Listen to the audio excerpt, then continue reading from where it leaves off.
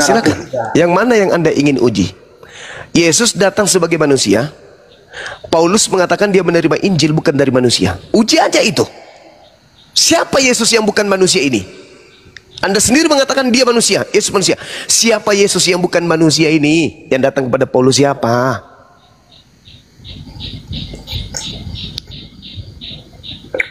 Iya, itu karena kami sudah bahas, kami coba-coba mempelajari juga, Bang, walaupun. Oke, saudara, thank you. Yesus dilahirkan manusia, Maria melahirkan manusia. Anda baca kemudian di dalam Lukas 2 nomor 11.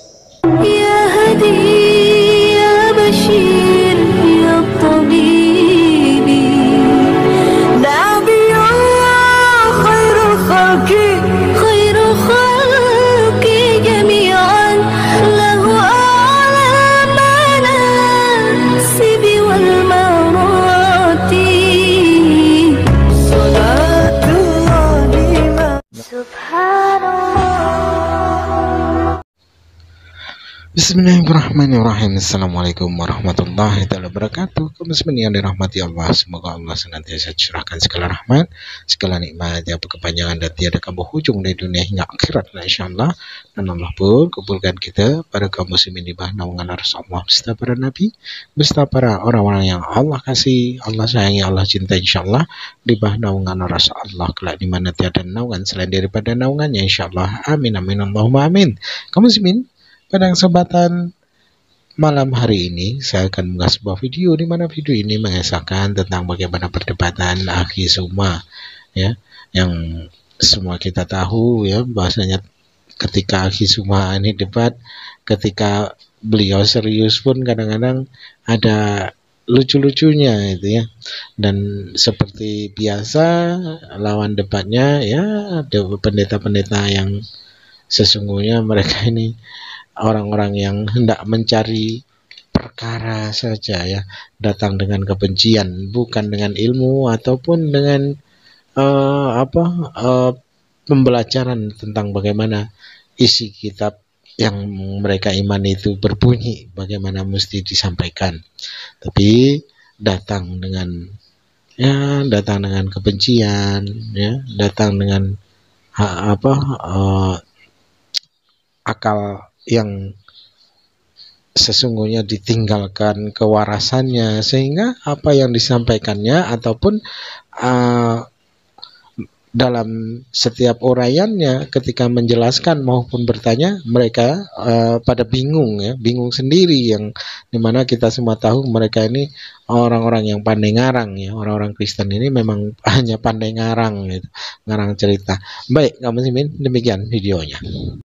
Sebelum terjadi orang perang, penyakit sampar, setelah kemudian Kristen ini, penyesat ini sudah memiliki pengikut, benar enggak di tengah-tengah Yerusalem itu ada penganiayaan dari pihak Katolik? Kutanya dulu, saudara. Taurat dibakar habis, siapa yang membaca Taurat dibunuh, benar enggak terjadi setelah Paulus mengaku bertemu dengan Yesus? Terjadi nggak, Bung? Sabar dulu, Bang. Itu saya tidak bisa memberikan narasi. Tidak bisa. Dengarkan. Romawi menguasai keadaan di Yerusalem. Apakah Romawi kemudian menghancurkan Yerusalem pada saat itu? Enggak. Bahkan Pilatus tidak mau menghukum Yesus, kan? Tapi setelah Paulus menjadi paus di Roma, Yerusalem babak belur, hancur lebur. Peperangan terjadi di mana-mana, penindasan terjadi di mana-mana. Tanda-tanda yang dahsyat terjadi kemudian di tengah-tengah Yerusalem oleh orang-orang yang mengaku sebagai pengikut Yesus melalui tangan Paulus. Terjadi nggak itu pembantaian kepada orang Yahudi? Terjadi nggak? Jadi, Paman. Terjadi ratusan tahun. Sampai kepada sahabat Rasulullah berhasil mengusir orang-orang Roma dari Yerusalem.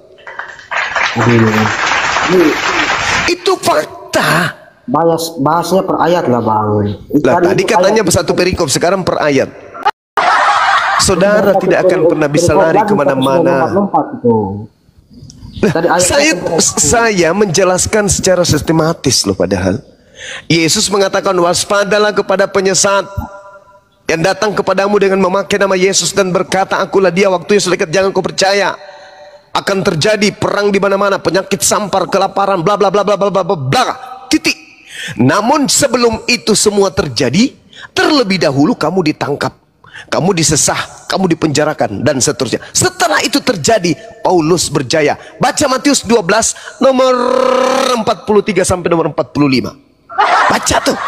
Ketika ada orang bertobat, keluar roh jahat pada dirinya. Roh jahatnya keluar, berjalan ke padang pasir, ke padang yang tandus, mencari pemberhentian, tapi tidak menemukan pemberhentian. Maka roh jahat itu kembali kepada orang yang bertobat tadi. Setelah dia datang kepada orang yang bertobat tadi, bersih, tersapu bersih, dia keluar memanggil 7 roh jahat bersama dengan dirinya, masuk kembali kepada Paulus. 8 roh jahat masuk ke dalam Paulus, lalu Paulus kemudian jauh lebih jahat daripada sebelum ia bertobat. Apa kata Yesus? Dan ini juga akan berlaku terhadap angkatan jahat ini. Siapa angkatan jahat? Orang Farisi. Pilih-pilih nomor 3. Paulus mengaku, aku adalah orang Farisi. Angkatan jahat, sabar dulu. Angkatan jahat Matius 12 nomor berapa tadi itu? Nomor berapa itu kawan-kawan? Angkatan jahat nomor 38. 38 sampai nomor 40. Angkatan jahat ini minta satu tanda, dan tidak akan diberikan satu tanda kecuali tanda Yunus. Sebab 3 hari 3 malam dalam perut bumi, demikian juga anak manusia 3 hari 3 malam di perut bumi.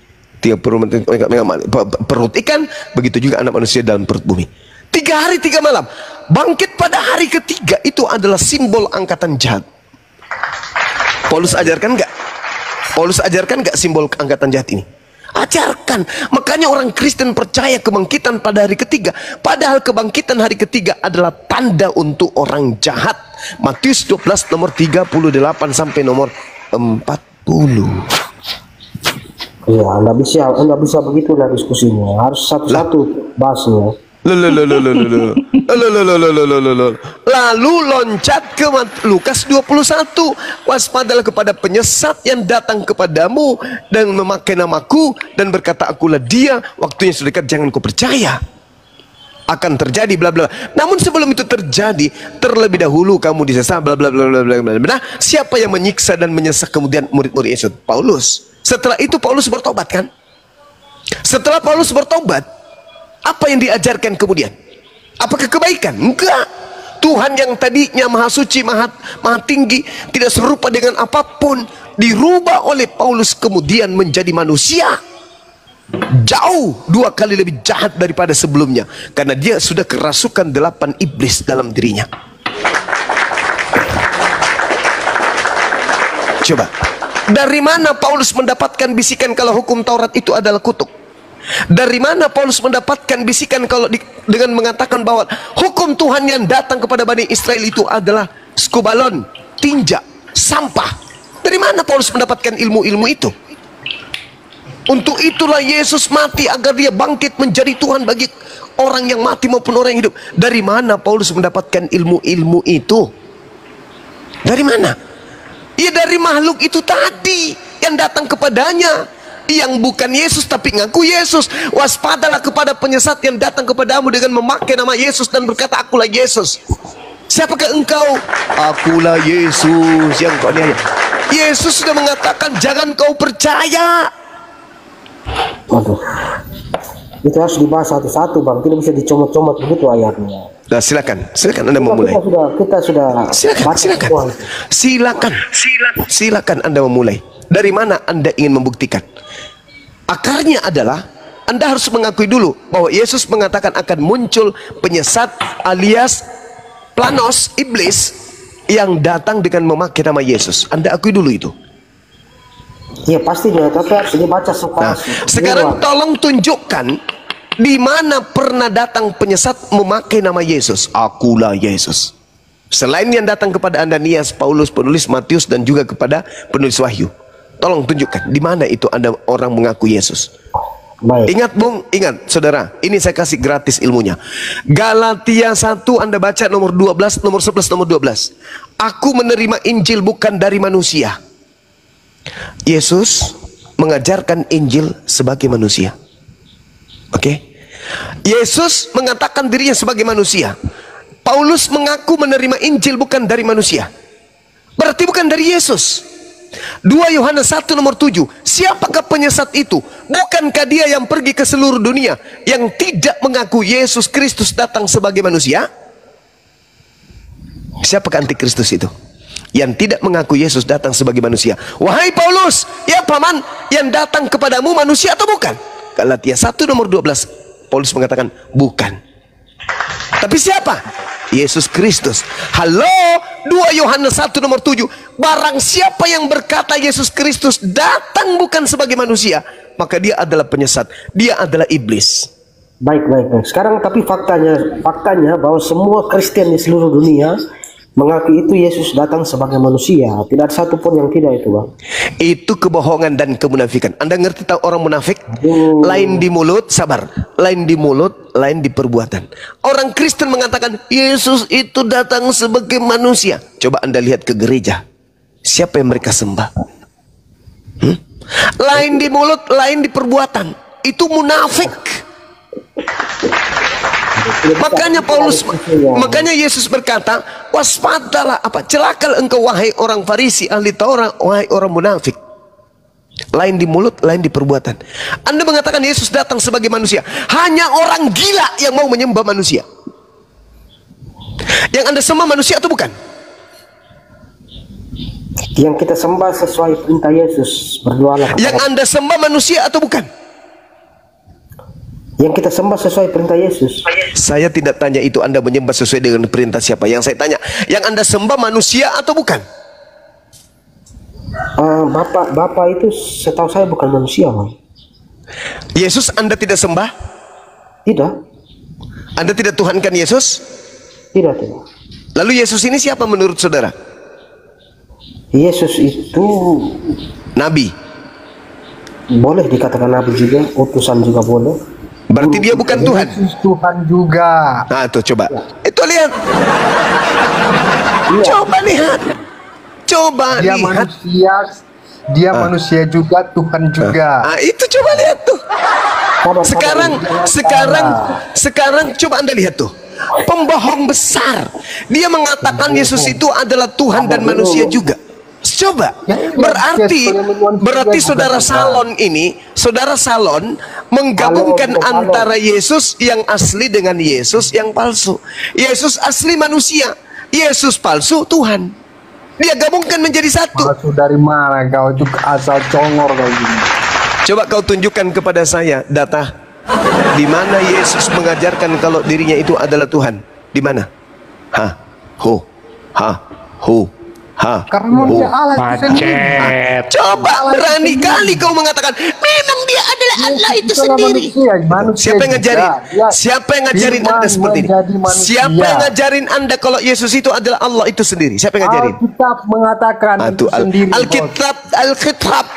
Yang mana yang Anda sebut itu, di mana tertulis bahwa Yesus itu adalah Allah itu sendiri? Mana dalilnya?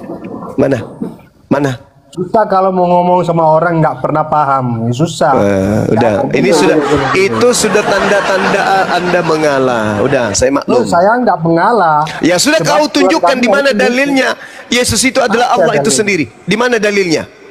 Yesus itu adalah Allah sendiri, firman Tuhan itu sendiri. Mana dalilnya? Firman menjadi manusia. Mana dalilnya? Inilah orang-orang yang harus diwaspadai. Siapakah penyesat itu? Bukankah dia yang pergi ke seluruh dunia yang tidak mengaku Yesus datang sebagai manusia? Dari mana kau bilang dia menyesat? Coba saya mau tanya.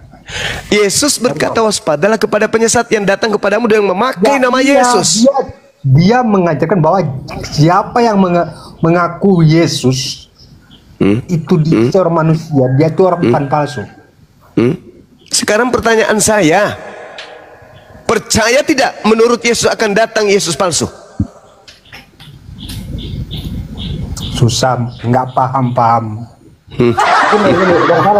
Hancur pesenatelo. Mana yang hancur? Orang nggak pernah. Sekarang saya tanya, percaya tidak saudara Yesus berkata akan muncul Yesus palsu? Dia nggak pernah bilang kayak gitu. Yesus palsu nggak ada. Lukas 21 nomor 8 yang kubacakan tadi samamu, Percaya. Saya Dia lihat kata, Lukas 21.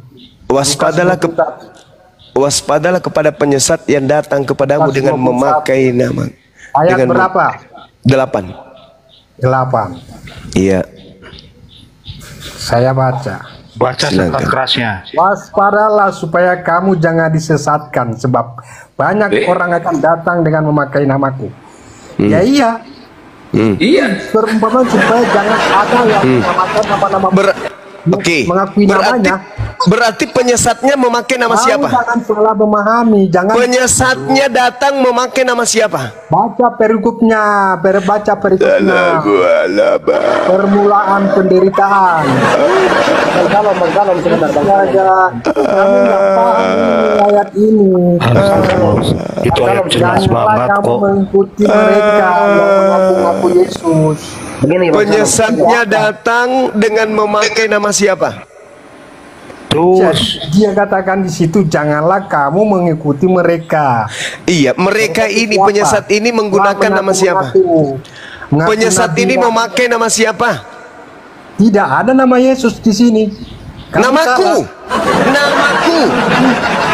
Namaku.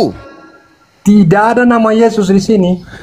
Namaku di situ siapa? Nama Yesus siapa? Kan gila kan? Siapa nama Presiden Soeharto? Kan gila namanya itu. Di situ Yesus sudah berkata, waspadalah kepada penyesat yang datang kepadamu dengan memakai namaku. Namaku siapa? Namaku siapa? Alah, Yesus. kamu itu nggak Bang pernah Salom, paham. sebentar Bang Salom, izin. Begini, ini sebenarnya ada keterbatasan penerjemahan ke dalam bahasa Indonesia, Bang. Paulus itu tidak pernah menyebut Yesus itu Tuhan. Jadi Paulus itu tidak pernah salah. Yang ada di terjemahan asli itu kurios, Tuhan. Nah, sementara kata Tuhan ini munculnya kapan? Jauh setelah abad ke-1. Oke. Tuhan ini baru, kata Tuhan ini baru. Yesus itu Tuhan, Guru dan Tuhan, bukan Tuhan. Oke. Tuhan ini baru kata muncul, kata Tuhan ini ada Berarti saudara Martin menganggap Yesus ini hanya rasul, utusan. Sabar dulu, belum ke situ. Sabar dulu. Jadi gini, dia mau Tuhan atau Tuhan. Bahaya ini. Sabar dulu. Bahaya itu, Bang. Proses penerjemahan dari bahasa asing ke apa? Ya udah, kesimpulannya Tuhan kurios. Betul itu. Iya, begini. Nah, Mau berarti dia Anda sudah Tuhan. mengakui bahwa Yesus itu bukan Tuhan. Ya sabar dulu, saya belum kasih kesimpulan nih. Saya baru mulai bernarasi. Sabar dulu. Jadi entah dia mau Tuhan ataupun Tuhan, dia tetap penguasa karena berangkat dari dasar yang sama. Tuhan itu penguasa juga, Tuhan itu penguasa. Hanya kalau Yesus sebagai Tuhan, Tuhan ini dia penguasa di mana? Tidak mungkin dia penguasa di bumi saja kan? Dia secara riwayat dalam Alkitab maupun Al-Quran atau Isa Al-Masih itu, dia berkuasanya di mana? Seandainya dia sebagai Tuhan, bukan Tuhan kan? Tuhan saja. Anda tahu tidak kalau menurut Yesus penguasa dunia ini adalah iblis? Anda tahu nggak? Nah, itu lain urusannya lah. Beda. Gimana ceritanya? Yesus berkata, tidak lama lagi aku akan berkata-kata dengan kalian, sebab penguasa dunia telah datang dan iblis tidak berkuasa atas diriku sedikit pun. Iblis itu penguasa dunia. Makanya ketika Lukas menuliskan Lukas 4, Yesus dicobai oleh iblis. Kenapa? Karena iblis mengaku sebagai penguasa dunia. Aku diberikan kuasa kepadaku, kuasa dunia. Oke, hanya perbedaan abang dengan saya tidak percaya perkataan iblis, abang percaya perkataan iblis, itu persoalannya. Sekarang menurut saudara barusan Anda mengatakan Yesus itu penguasa di dunia kan? Sekarang abang bawa dalil ke iblis tadi, yang permasalahan sekarang saya Di mana dalilnya Abang Yesus di mana dalilnya Yesus mengatakan aku diberi kuasa di atas muka bumi ini? Itu di mana dalilnya? Tunjukkan kepada saya. Ya pada saat dia diangkat ke surga kan? Nah, sekarang pertanyaan saya, di mana Yesus mengatakan kepadaku telah diberi kuasa di dunia? Mana dalilnya? Ya saat dia mau diangkat ke surga itu bang, ada tuh. Padaku telah diberikan kuasa di bumi dan Itu setelah keluar dari kubur kan? Iya, pastinya. Dan sebelumnya pun sudah ada itu, ada. Di mana itu tertulis? Di mana tertulis? Saya kejar saudara sekarang ini. Di mana tertulis bahwa Yesus berkata, kepadaku telah diberi kuasa di dunia. Itu tertulis di mana? Itu munculnya nanti di Matius 28, Bung. Ketika ada manusia keluar dari kubur, manusia itulah yang berkata, kepadaku telah diberi kuasa, pergilah ke seluruh bangsa, jadikan seluruh bangsa menjadi pengikutku. Itu siapa yang keluar dari kubur? Yesus pastinya. Oh no, Anda baca Yohanes 12 nomor 31. Sekarang berlangsung penghakiman atas dunia ini. Sekarang juga penguasa dunia ini akan dilemparkan keluar. Keluar dari mana? Keluar dari kubur. Siapa yang keluar dari kubur? Iblis. Sejenak di dalam Yohanes 12 ketika Yesus ingin meninggalkan dunia, dia mengatakan apa? Sekarang berlangsung penghakiman atas dunia ini. Sekarang juga penguasa dunia ini akan dilemparkan keluar. Keluar dari mana? Bukankah Adam dan Iblis dilemparkan ke bumi? Sudah ada di bumi. Nah, sekarang ketika Yesus berkata akan dilemparkan. Dilemparkan dari mana ke mana? Iya, abang bawa dalilnya lompat-lompat ini, jadi saya juga. Bukan lompat-lompat. Ini sesaat Yesus sebelum terangkat ke langit, Bung. Sebelum ada upaya menangkap dirinya, Yesus berkata, suara yang kamu dengar itu bukan karena aku, melainkan karena kamu. Sekarang berlangsung penghakiman atas dunia ini. Sekarang juga penguasa dunia ini akan dilemparkan keluar. Keluar dari mana? Waduh. Saudara, saya kasih. Narasinya lompat-lompat, jadi saya juga bingung. Saya tidak loncat-loncat, saudara. Anda yang tidak mau jujur menjawab, jawab aja. Iblis dimasukkan ke dalam kubur. Tertulis di Yesaya 14 nomor 15. Iblisnya dikatakan, sebaliknya ke dalam alam kubur aku masukkan engkau, ke alam maut yang paling dalam aku masukkan engkau. Jadi iblis itu ada di alam maut, di alam kubur. Kemudian 2 Petrus 2 nomor 4, iblis itu dilemparkan ke dalam gua-gua yang gelap. Ingat saudara, ingat. Jasad yang Anda kira Yesus dimasukkan ke dalam gua milik Yusuf Arimatea. Yesus mengatakan angkatan jahat ini minta satu tanda, dan tidak diberikan tanda kecuali tanda keluar dari kubur pada hari ketiga. Siapa yang keluar dari kubur? Iblis. Siapa yang mengatakan kepadaku telah diberi kuasa? Iblis. Siapa yang merintahkan pergilah ke seluruh bangsa, jadikan seluruh bangsa menjadi muridku? Itu siapa?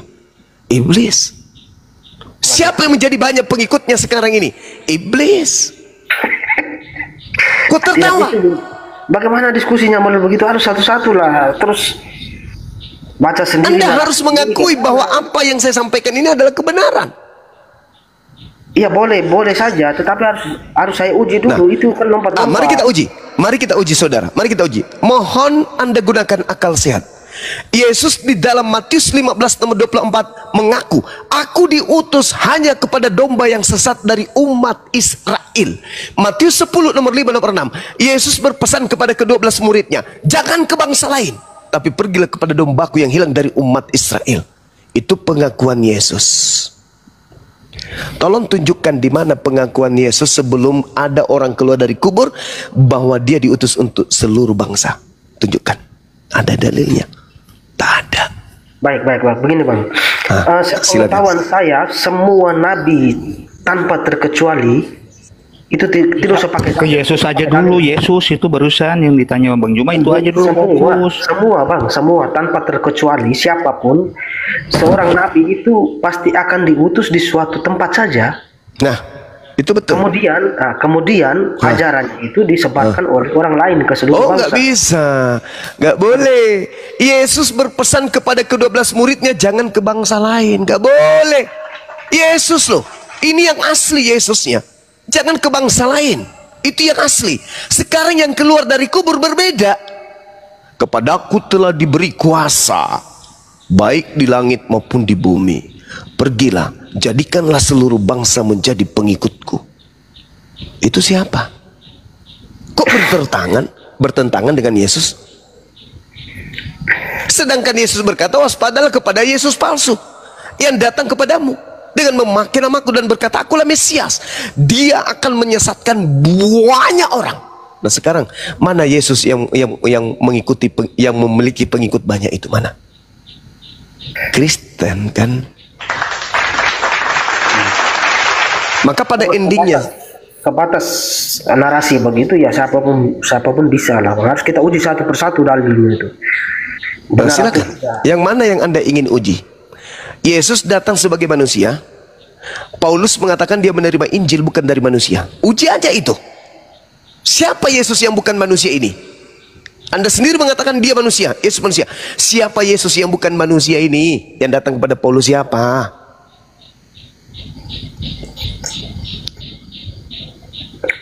Iya, itu karena kami sudah bahas. Kami coba-coba mempelajari juga, Bang, walaupun. Oke, saudara. Thank you. Yesus dilahirkan manusia. Maria melahirkan manusia. Anda baca kemudian di dalam Lukas 2 nomor 11. Pada hari ini telah lahir bagimu juru selamat, manusia yang diurapi Tuhan di kota Daud. Yang lahir manusia, Kristus. Kristus itu Mesias. Mesias itu manusia yang diurapi. Berarti yang lahir adalah manusia yang diurapi Tuhan di kota Daud. Yang lahir manusia loh. Pastinya, semua Kristen mengakui itu, Bang. Yesus lahir sebagai manusia. Oke, Yesus lahir sebagai manusia. Yang datang kepada Paulus bukan manusia. Itu siapa? Itu setelah Yesus kembali ke surga, dia datang. Wow, berarti setelah dia keluar dari kubur, dia bukan lagi manusia kan? Manusia. Loh, yang datang kepada Paulus bukan manusia, Bung. Ya, itu setelah dia diangkat ke surga, Bang. Berarti manusia tadi berubah menjadi bukan manusia. Ya, sabar dulu. Ah, ini bahaya ini. Iblisnya kuat. Begini. Oke, sekarang kita bawa ke versi Islam bahwa dia ditidurkan di langit kan? Yes. Iya. Sekarang itu di Mazmur 91 pun ada. Iya, sekarang bisa saja kalau saya buat perbandingan berdasarkan narasi Abang tadi, setelah Yesus diangkat, dagingnya kemana kan begitu? Yesus diangkat dagingnya. Yesus terangkat lengkap dengan jasadnya, Bung. Nah itu makanya saya buat perbandingan. Ketika dia terangkat, dia tetap manusia, Bung. Iya, makanya saya buat perbandingan. Yang datang kepada Paulus bukan manusia, Bung. Iya, memang kalau Allah Tuhan itu datang kepada nabi-nabi sebelumnya dengan cahaya. Kok jadi saja. Tuhan Yesus ini? Yesus kan manusia. Kalau memang cara datangnya Tuhan sebelum Yesus kan begitu, dengan cahaya yang terang. Lukas 10 nomor 18, Yesus sendiri berkata, aku melihat iblis jatuh dari langit ke bumi berupa cahaya. Yang datang kepada Paulus hanya berupa cahaya. Sedangkan dia melihat Allah dengan cahaya juga.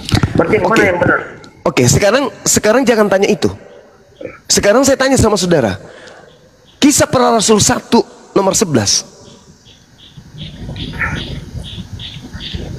Malaikat berkata, Yesus yang kau lihat terangkat ke langit akan datang kedua kalinya, sama seperti engkau melihat terangkat ke langit.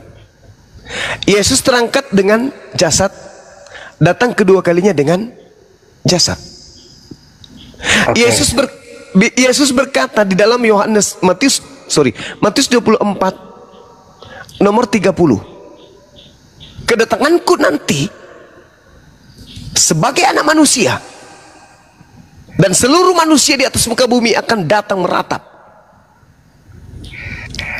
Itu kedatanganku yang kedua.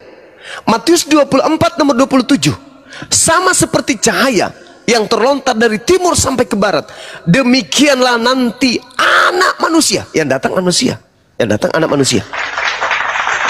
Kata Yesus, jadi waspadalah kepada penyesat.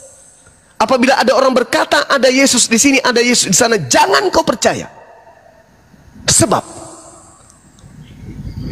Yesus palsu dan nabi palsu akan datang melakukan banyak mujizat dan sekiranya menyesatkan orang pilihan juga. Camkanlah, aku sudah mengatakannya terlebih dahulu kepadamu. Jadi ketika ada orang berkata ada Yesus di padang gurun, ada Yesus dalam bilik, jangan engkau percaya, sebab sama seperti cahaya bersinar dari timur sampai ke barat, demikianlah kelak kedatangan anak manusia yang kedua kalinya. Matius 24 nomor 23 sampai nomor 27. Jangan percaya kalau ada orang berkata ada Mesias di sini. Jangan percaya kalau ada berkata ada Yesus di sini. Itu kata Yesus. Datang Kristen percaya. Iya, baik. Nah, kesimpulan akhir, Bang. Yesus datang sebagai manusia untuk yang kedua kalinya. Dan malaikat pun mengatakan itu. Yesus pun mengatakan itu. Dua kekuatan mengatakan Yesus datang sebagai manusia. Sedangkan Paulus datang kepadanya makhluk aneh yang bukan manusia, tapi mengambil nama Yesus. Ingat pesan Yesus, waspadalah kepada iblis yang datang kepadamu dengan memakai nama Yesus dan berkata, akulah Kristus. Ingat Galatia 1 nomor 11-12. Aku menerima Injil bukan dari manusia, tapi dari pernyataan Yesus Kristus. Sejak kapan Yesus bukan manusia? Dia duduk di samping kanan Bapa sebagai anak manusia. Dia datang kedua kalinya datang sebagai manusia. Dia menghakimi sebagai manusia. Sejak kapan dia berubah menjadi bukan manusia? Ya, ini Anda tidak perlu kemudian menanggapi saya. Silakan Anda renungkan. Di sini sudah mau hampir masuk waktu subuh. Anda tinggal renungkan saja. Saya sedikit pun tak menghujat, tak menistakan. Saya hanya membaca dalil sesuai dengan kitab suci saya. Wa iyad'una illa syaitanam marina. Yang Kristen sembah tak lain dan tak bukan adalah iblis yang durhaka, yang terkutuk. Demikian dari saya, saudara. Silakan Anda renungkan, silakan Anda pikirkan. Tidak ada paksaan dalam belajar. Belajarlah, semakin belajar Anda akan sampai kepada kebenaran itu. Saya kira begitu sahabat-sahabat sekalian. Terima kasih atas waktu yang diberikan kepada saya.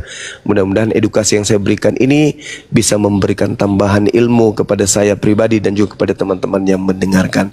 Terakhir saya minta kepada sahabat-sahabat untuk rajin mensubscribe channel para apologet Islam Indonesia, Zulkifli Babas Official, Handy Celebes Channel, Alif Channel, siapa lagi, Pera Istar Channel, Muslimah Channel, dan seterusnya. Silakan.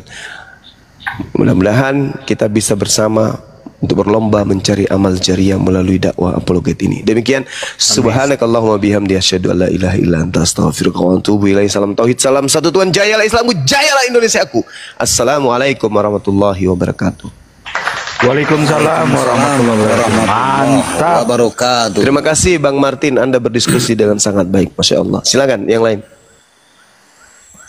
Jadi begitu ya, Bang Martin ya. Iya, izin ya. Izin. Sebenarnya ini tema yang sama. Ini sudah saya diskusikan dengan teman Islam yang lain. Sebenarnya, tapi kita bahasnya satu persatu, Bang. Bukan tadi yang Bang Zuma ini narasikan itu kan sudah dipersiapkan sebelumnya, tinggal dinarasikan saja ayat-ayat yang sudah dikumpulkan tanpa mendengarkan dari kami, gitu loh. Apa maksudnya ayat itu? Jadi yang tadi saya mau bingung mau jawab apa ini karena ayatnya lompat-lompat. Jadi saya diam saja dari tadi ini. Mau jawab yang mana gitu. Jadi harus bahasnya satu persatu. Kita keluarkan semua ayat-ayat dari perkataan Yesus sendiri yang sekiranya untuk menunjukkan seseorang itu masuk ke dalam kategori Mesias palsu atau Nabi palsu. Itu menurut Yesus sendiri itu apa? Kita akan keluarkan dulu, kita keluarkan pernyataan Yesus Mesias palsu itu seperti apa menurut Yesus. Kita catat dulu. Terus kita ambil dari ayatnya Paulus, ketika Paulus bertemu cahaya itu, kira-kira masuk dalam kategori Mesias palsu menurut Yesus atau tidak? Jadi begini Bangku, jadi gini Bang Martin, itulah PR Anda, bagaimana dengan pesan Bang Zuma tadi, itu PR Anda dan Anda renungi. Jadi saran kami ini kan, saran dan petuah dari kami, bacalah Bibelmu dan kau pahami, agar kau dalami dan mengerti, karena selama ini kau tidak mencari bukti. Begitu banyak ayat yang kontradiksi, namun kau tidak pernah menyelidiki. Cobalah baca sejenak dari dini, terungkap semua cerita kisi-kisi. Kami tidak pernah benci pada kalian, tapi kami ingin kalian sehat walafiat. Kami hanya berucap dan membacakan agar kalian kembali tobat dan tidak tersesat. Sejago-jagonya kalian berdebat tidak menjadikan kalian menang dan hebat. Sepintar-pintarnya kalian menjerat bibirmu sendiri yang tampol dan menyengat. Kalian jangan iri dengan kami APII karena tugas kami kasih kau terapi. Sopan dan beradablah berdiskusi agar Anda dan penonton di bawah juga mendapat edukasi. Begitu. Sekian, terima kasih. Iya. Terus di dalam tafsir Al-Qurtubi dan salah satu tafsir satu lagi. Itu di dalam itu tafsir nama Paulus juga ada Yohanes, Simon dan Paulus yang diutus ke Arab. Yasin. Aduh. Iya, artinya bahwa teman-teman Islam juga harus cari tahu itu yang benar. Jangan sampai teman-teman menuduh Paulus ini nabi palsu atau mesias palsu dan sebagainya, tetapi di dalam Islam sendiri mengakui dia. Maksud saya pastikan dulu. Mengakuinya. Maksud saya pastikan dulu, Bang. Bukan berarti saya menyuruh abang harus mengakui dia. Pastikan dulu loh. Karena di dalam tafsir Al-Qurtubi dengan salah satu tafsir Ibnu Katsir kalau tidak salah. Walaupun Ibnu Katsir itu tidak menyebutnya Paulus, tapi disebut Paulus di situ. Harus dipastikan itu Paulus, bukan Paulus. Bulus. Bulus atau Paulus lah itulah. Karena di situ ada Samun, Yohana dan Paulus. Sementara yang saya tahu Zamun itu diterjemahkan jadi Simon, Yohana diterjemahkan jadi Yohanes. Giliran pas di Paulus tetap Paulus, tidak mau diterjemahkan jadi Paulus. Nah, itu ada apa di situ? Harus dipertanyakan juga. Kenapa Yohana diterjemahkan jadi Yohanes? Samun diterima jangan jadi Simon, giliran di Paulus tetap giliran di Bulus tetap Bulus, tidak mau diterjemahkan jadi Paulus. Itu kan menjadi soal juga itu di situ. Kenapa dua yang lain mau diartikan sebagai Simon dan Yohanes, giliran Bulus tidak mau diterjemahkan tetap Bulus. Sudah selesai. Oke. Ya udah selesai. Silakan Pin. Kores.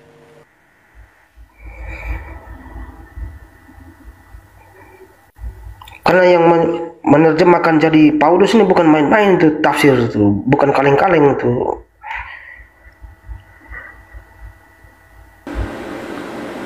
Bulus itu, Bang Martin, Bang Kris, kalau diterjemahkan ke bahasa Indonesia itu artinya akal. Kalau disambungkan berarti akal bulus. Artinya akal bulus itu adalah apa coba? Penipu.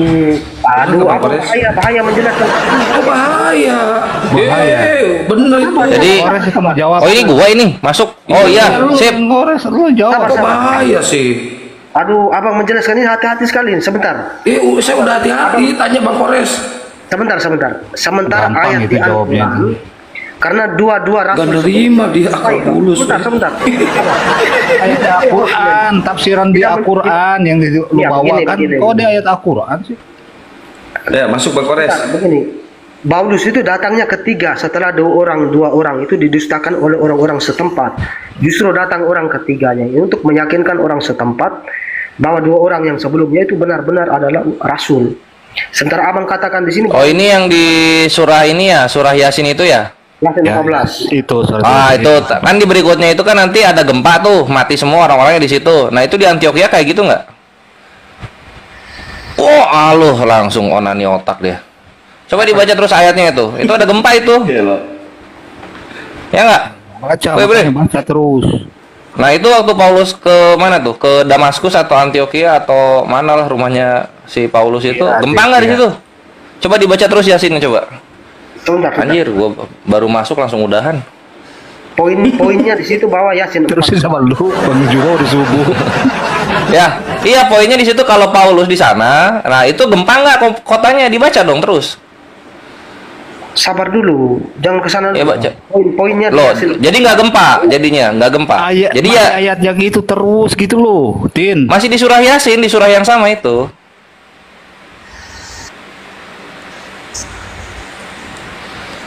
Waduh, terdiam dia. Iya, maksudnya mau sering loh. Yang kemana lagi nih? Terusin dibaca terus ke bawahnya itu sampai di 25 itu ada itu. Kan itu ceritanya panjang itu di surah Yasin itu. Kami mengutus utusan berikutnya, kan gitu. Nah, kalau menurut abang 3 utusan itu dari mana tuh? 3 utusan itu dari nggak tahu ya, nggak ada di ayatnya siapa. Intinya kisah yang diberikan di situ adalah Allah itu maha pengasih. Jadi ketika orang masih bebal, maka Allah akan memberikan utusan yang lainnya untuk mengingatkan. Sampai nanti nggak ada kesempatan, maka azab neraka lah yang didapat. Nah, cuman di zaman Nabi, per zaman Nabi Muhammad, azab itu kan sudah nggak di ini lagi. Sudah nggak ditangguhkan lah sampai nanti hari penghakiman gitu. Nah, cuma di zaman sebelum Nabi, kalau misalnya ingkar kepada Tuhan, azabnya langsung di dunia itu juga, di saat itu juga gitu.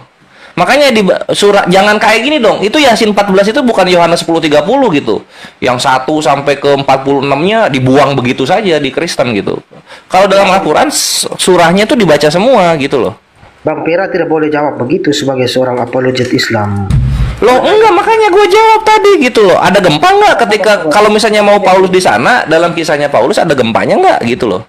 Gini, entah mau dia Paulus atau bukan, ketika saya entah mau dia Paulus atau bukan. Mantap. Sabar begini. Oh, sabar, gue disuruh sabar.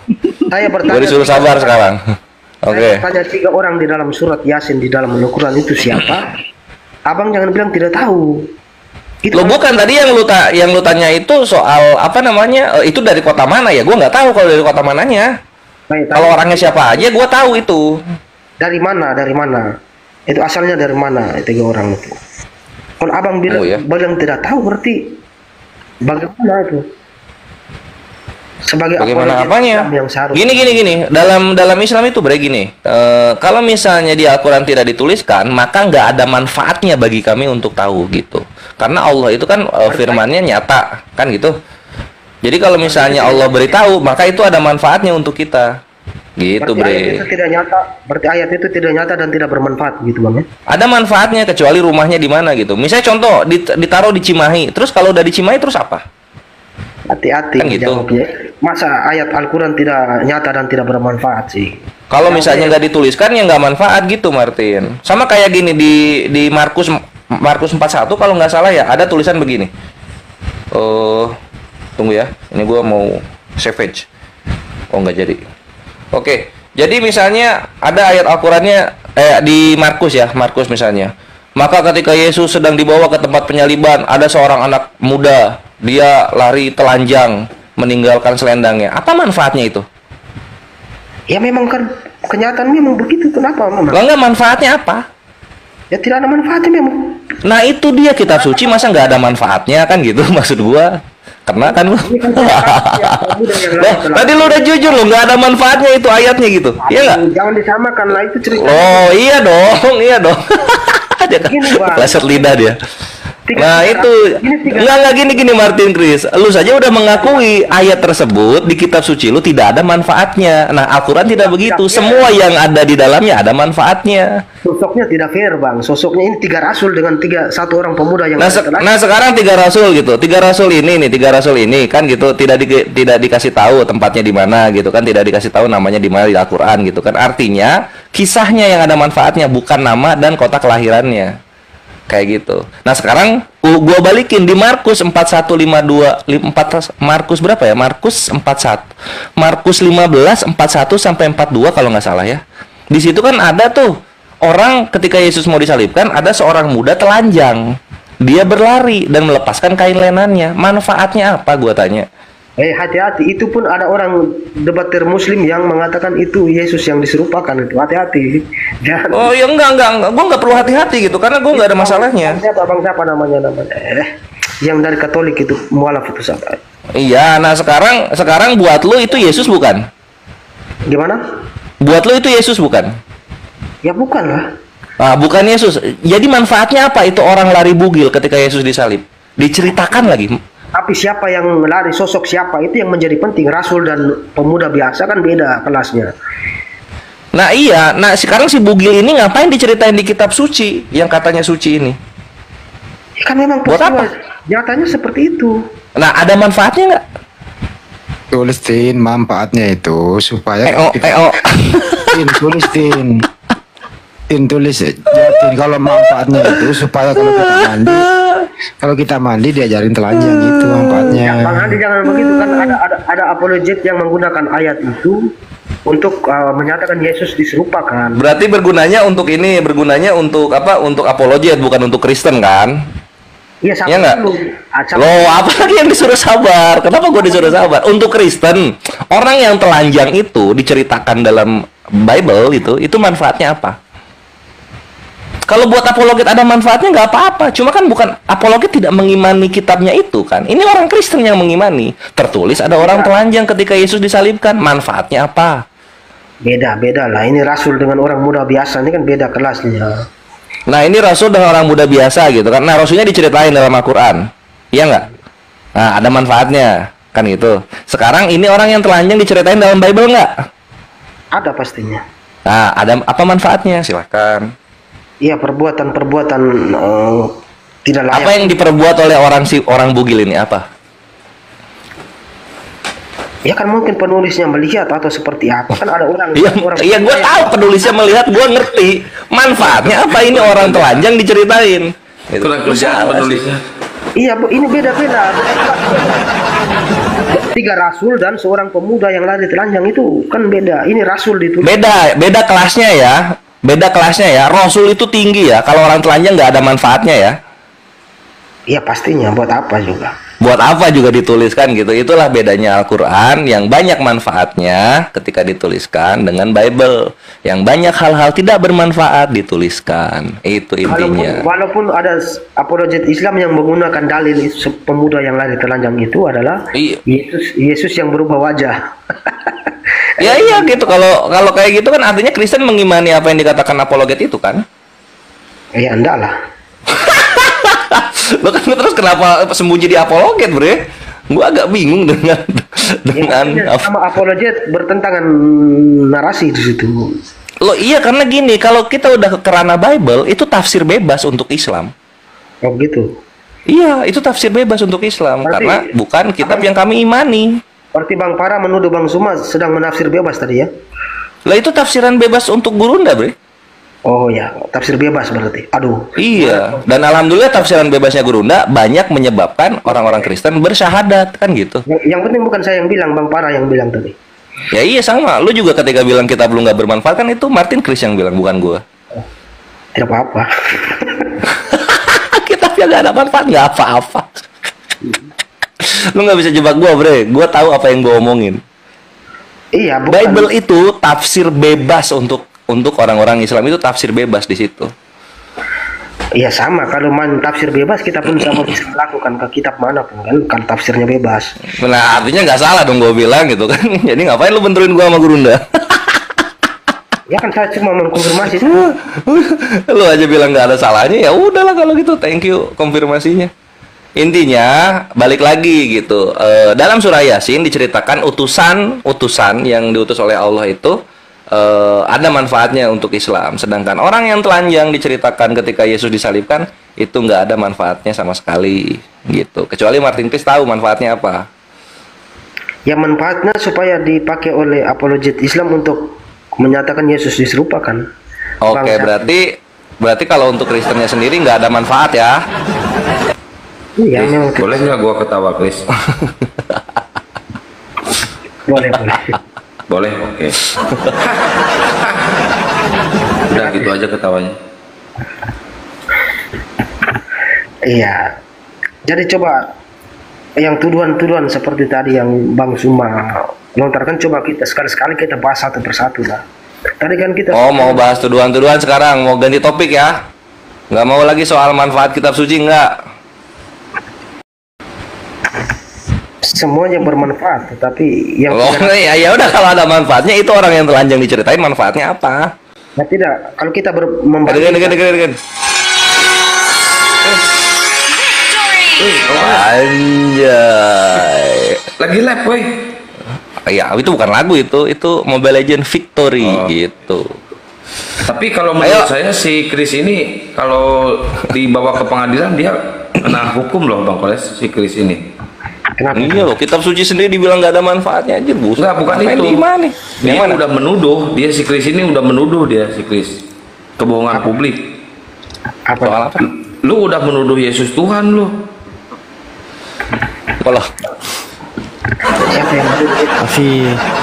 Assalamualaikum warahmatullahi kayaknya ini Waalaikumsalam warahmatullahi. Kayak ini Martin Kris kenapa suaranya beda ya? Ini Martin Kris yang beda ya? Atau sama sih? Martin Kris setahu gue dia ngomongnya lemes, nggak cepet, lambat. Ya mungkin terpengaruh situasi kayak. Iya, aroma magis nih room ini nih.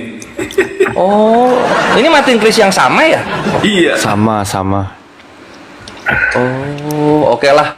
Ya udah, jadi apa tadi mau bahas yang mananya Gurunda ini? Iya, soal tuduhan kepada Paulus tadi itu kan kita tuduhan kepada Paulus gitu kan. Tuduhan kepada Paulus. Tuduhannya apa aja menurut lu? Kok tuduhan sih, kan tadi Gurunda baca dalil di situ kan? Kok dibilang tuduhan ya? Iya, saya anggap tuduhan karena dalil. Dalilnya dicomot-comot dari satu ke satu terus dikaitkan. Itu yang dicomot itu rumput, gandum, atau ayat yang dicomot itu? Ya biasanya dicomot-comot kan, ambil satu. Iya, yang dicomot Gurunda ini apa gitu loh? Apa? Gandum, rumput. Kita mulai ulang saja lah. Kita mulai ulang pelan-pelan. Enggak kalau misalnya lu bahas yang soal Paulus sama Gurunda ya nanti aja besok lagi sama Gurunda gitu. Kalau sama yang lain beda lagi. Ah gini Martin Kris gini. Kalau sama gue gini deh. Nanti gantian sama Alfi ya atau yang lain. Kores mainnya cepet soalnya. Kita main analogi dulu ya. Jadi Martin Kris bayangkan di arah timur dan barat ini jalan raya persimpangan, ada seorang pengendara mobil. Dia membawa mobilnya kecepatannya 180 km per jam gitu kan. Itu udah tergolong ngebut.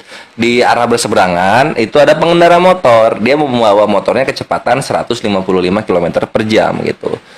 Sampai di persimpangan jalan, ini dua-duanya mungkin oleng atau ngantuk atau gimana gitu, habis ajeb-ajeb. Jadi tidak melihat itu persimpangan gitu, dan tidak melihat bahwa ada kendaraan lain di seberang mereka. Sehingga terjadilah adu banteng di perempatan itu. Tebakanlah terjadi kan, terpelanting itu yang pengendara motor puluhan meter ada gitu kan.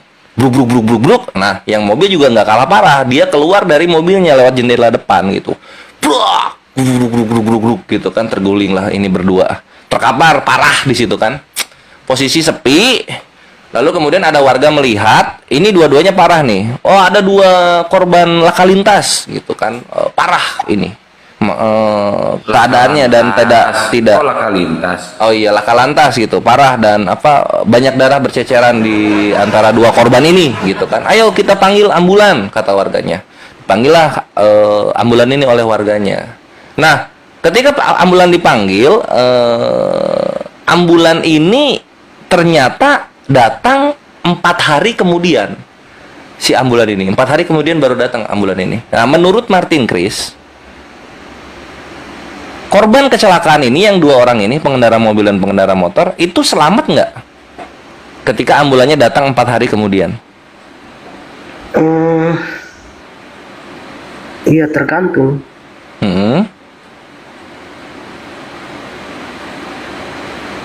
Tergantung di mana? Disalib.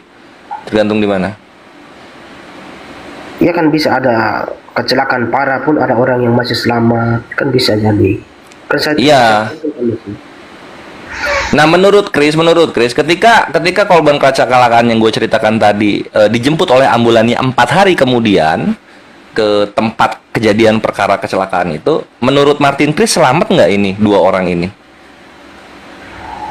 Kalau menurut saya peluang ambulans itu kecelakaan juga ada. Iya. Karena abang bertanya yang kemungkinan itu masih terlalu banyak kemungkinan itu. Iya, makanya gue nanya kemungkinan yang menurut Martin Kris. Kalau misalnya masih hidup, kenapa? Kalau misalnya ya matilah, kenapa gitu? Jawab aja, nggak ada ini kok, nggak ada. Ini pertanyaan terbuka, jadi jawabannya esai. Langsung ke poin saja lah. Ya udah, makanya jawab dulu. Poinnya itu datang dari jawabannya Martin Kris. Kalau dialog sama gue tuh ini berkembang kok. Gue nggak maksa. bisa saja mobil itu pakai pengaman, bisa. Iya, sayangnya kan udah berdarah-darah ini dua-duanya. Jadi jawabannya apa? Kalau ambulannya datang 4 hari kemudian. Iya kan tidak menutup kemungkinan ada orang yang lewat di 1-2 hari sebelumnya, sebelum ambulans itu datang bisa menyelamatkan juga kan. Oh, jadi nah itu kayak gitu juga bisa loh. Jadi ketika ambulannya datang 4 hari kemudian ada orang yang menyelamatkan dia lebih dulu kayak gitu ya. Kayak gitu. Jadinya mati nggak tuh kalau misalnya ada orang yang menyelamatkan dia lebih dulu? Iya kan tidak bisa ada jawaban pasti di sini, masih ada kemungkinan. Ya makanya menurut Martin Chris kemungkinan yang paling buruknya apa? Kalau selama 4 hari itu tidak ada yang lewat menolong, berarti kalau dengan kecepatan apa dulu nih? Kecepatan kilometer per jam, yang mobil 180, yang motor 155 per jam. Iya.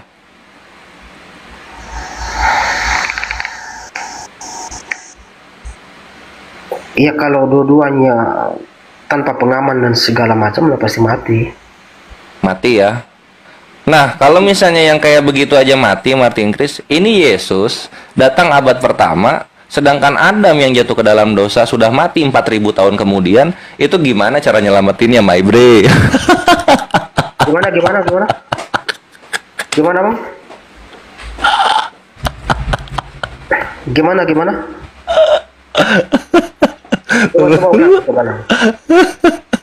Tadi logika lu menjawab ya pasti mati lah kalau ambulannya datang 4 hari kemudian. Nah sekarang kalau misalnya lu bisa menjawab seperti itu, kok bisa-bisanya lu mengimani seorang juru selamat ya yang datang abad pertama, sedangkan dosanya terjadi 4000 tahun sebelum dia datang gitu loh. Apa yang mau diselamatin anjir? Adamnya udah meninggal bre. Oke. Gini Bang. Apa? Selamat datang di kebenaran anjir, emang dialog itu seni bre. yang dibebaskan itu adalah pembebasan dari kematian kekal. Jadi, kematian kekal, bukan penebusan dosa ya? Ya, penebusan dosa itu dari kematian kekal tadi. Oh, dosa itu yang menyebabkan kematian kekal. Oke, nah ini Adamnya udah mati nih. Sebentar. Nah, gimana? Ketika Adam dikutuk di awal ketika mereka berbuat dosa itu kan, iya. Makanya pasti engkau akan kutuk di situ kan. Di situ kan ada semuanya mati. Terus kehadiran Yesus ini bahwa untuk membebaskan kita dari kematian kekal itu, dari kebangkitan Yesus ini yang kita. Ya telat datangnya lah. Adamnya udah mati. Iya, begini. Dan modal kebangkitan Yesus inilah dari situ kita percaya bahwa di akhirat nanti itu ada kebangkitan. Ya buat kalian gitu, buat Adam percuma, Adamnya udah mati. Iya, nanti semua orang yang telah mati di akhirat nanti itu akan dibangkitkan. Karena Yesus akan dibangkitkan. Semua orang. Ngapain ada penyaliban? Ya dari proses penyaliban itu untuk menggantikan tadi. Artinya tanpa percaya Yesus dan penyaliban semua orang dibangkitkan. Iya, menjadi kutuk tadi. Yesus menjadi kutuk awal, menggantikan kutuk yang di awal Adam tadi yang diberikan kepada Adam. Oh gitu ya. Firaun juga dibangkitkan. Semuanya. Amalek juga dibangkitkan. Semuanya, tapi tergantung. Semuanya. Amal ibadah saat mereka hidup. Ya gini Bang, gini. Sebentar, jangan tertawa dulu. Ya iyalah, ini penyaliban menghapus dosa kan gitu. Ini penyaliban menghapus dosa. Ternyata orang-orang yang berdosa juga dibangkitkan gitu loh. Ya buat apa anjir? Buat apa jadi Kristen kalau gitu, kalau sama aja? Nah, coba gue sabar. Saya mengatakan dibangkitkan. Bukan. Saya tidak pernah mengatakan sudah dibangkitkan pasti masuk surga. Itu sabar dulu, beda ceritanya. Oh iya, coba. Sudah dibangkitkan nih, terus? Jadi ke penyaliban Yesus itu untuk membebaskan kita dari mati kekal. Artinya semua orang yang percaya kepada Yesus ada peluang untuk masuk surga gitu. Kalau ada peluang untuk masuk surga. Kembali kepada perbuatan dia sehari-hari, dia berbuat baik atau berbuat dosa selama hidupnya. Jadinya ujung-ujungnya perbuatan lah yang menyelamatkan ya? Iya, tetapi penyalipan Oh, mantap lah kalau gitu, sip. Penyalipan Iya. itu menjamin kita, peluang kita untuk masuk surga itu ada. Oke, jadi bukan menjamin keselamatan ya, tapi menjamin kebangkitan. Iya, pastinya. Oke, mantap Martin Chris ya. Tidak percaya Yesus. Itu diingat ya kawan-kawan Kristen yang di bawah, penyaliban itu menjamin kebangkitan, bukan menjamin keselamatan. Kalau keselamatan dari amal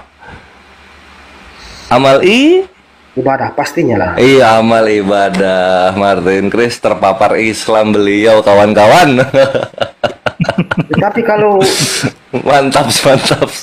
tidak percaya Yesus sebagai Tuhan dan juru selamat, ya sama saja, tidak ada gunanya. Kalau misalnya percaya Yesus sebagai pegawai negeri sipil, selamat nggak? Ya pastinya tidak lah. Tidak ya, oke. Kalau percaya Yesus sebagai anak Maria, selamat nggak? Tidak cukup. Tidak cukup gitu. Kalau percaya Yesus sebagai Allah, tidak cukup juga. Jadi harus percaya Yesus sebagai apa? Ya harus percaya dia mati dan dibangkitkan, supaya dasar kita untuk percaya akan kebangkitan itu ada kan.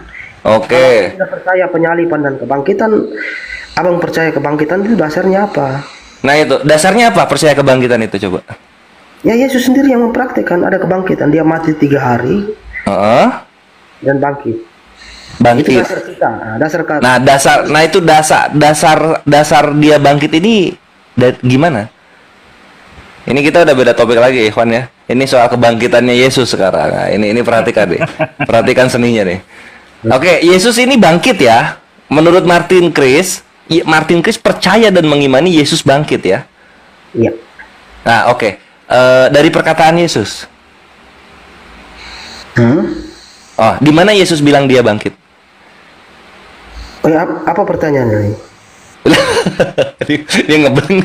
Gini, Martin Chris mengimani dan percaya mati bahwa Yesus ini bangkit ya. Pastinya lah. Pastinya. Oke, Martin Chris percaya Yesus bangkit ini dari perkataan Yesus atau dari mana? Dari para saksinya kan. Dari para saksinya. Oke, siapa saksi yang melihat Yesus bangkit? Yang pertama malaikat. Ketika Maria dan beberapa orang masuk ke dalam, tidak ada orang lagi di dalam kubur itu. Tiba-tiba tidak ada orang.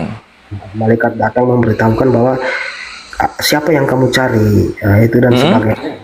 Malaikat itu bersaksi bahwa dia sudah bangkit. Itu salah satunya.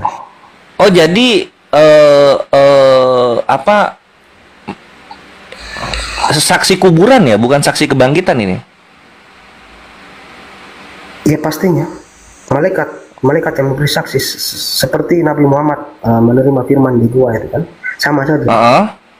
Oh jadi, Allah nggak ada saksi manusia? Iya, tidak ada saksinya. Tidak ada saksi manusia. Oh, amunisi kawan-kawan muslim, amunisi ini ternyata. Jadi ngapain dong orang-orang Kristen nanyain saksi di Gua Hiro kalau saksi kebangkitan aja nggak ada yang manusia? Ya, malaikat jadi saksi utamanya kan, yang memberitahukan itu. Oh, malaikat saksi utamanya. Saksi manusianya ada nggak? Gini, kenapa kelahirannya bentar bang. Kenapa kelahirannya kita percaya? Nah, demikian tadi kamu ini, yang dimana perdebatan itu berlangsung.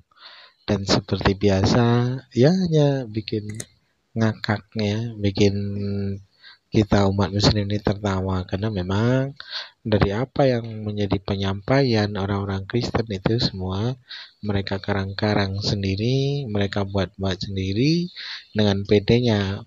Bahasanya itu adalah firman Tuhan konon katanya ya. Jadi harap dimaklumi, karena memang orang-orang Kristen itu orang-orang yang menghilangkan akal, orang-orang yang tidak mau menggunakan nalar ya. Jadi akal kewarasannya mereka tanggalkan, akal kewarasannya mereka buang, karena di dalam kekristenan memang tidak boleh membawa akal, memakai akal ya. Cukup imani saja ya, dan jangan banyak bertanya. Nah, itu jadi ajaran di mana para pendeta itu menyampaikan dari segala sesuatu apa yang diimaninya terhadap jemaat-jemaatnya ya. Ketika ada jemaatnya yang berani bertanya, maka para pendeta itu pun akan merapatkan giginya, karena marah ya, dan akan diawasi ketika jemaat itu bertanya itu, wah ini bahaya, nah, kan akan dianggap akan dianggap sesuatu yang membahayakan, karena kalau sudah mulai bertanya itu biasanya sudah mulai ragu tentang bagaimana kebenaran di dalam kekristenan ini ya, ragu akan kebenarannya gitu. Jadi itu biasanya diwaspadai, maka akan dianggap wah ini sudah mulai bahaya, sudah mulai mau menyimpang, sudah tanda-tanda mau tersesat kan begitu. Jadi domba-domba tersesat, karena di dalam Kristen ya itu tadi cukup imani saja dan jangan banyak bertanya, kan begitu. Baik kaum muslimin, mungkin hanya itu saja yang dapat saya sampaikan, dan saya Idul Dusani. Wassalamualaikum warahmatullahi wabarakatuh. Ya Hadi ya Bashir.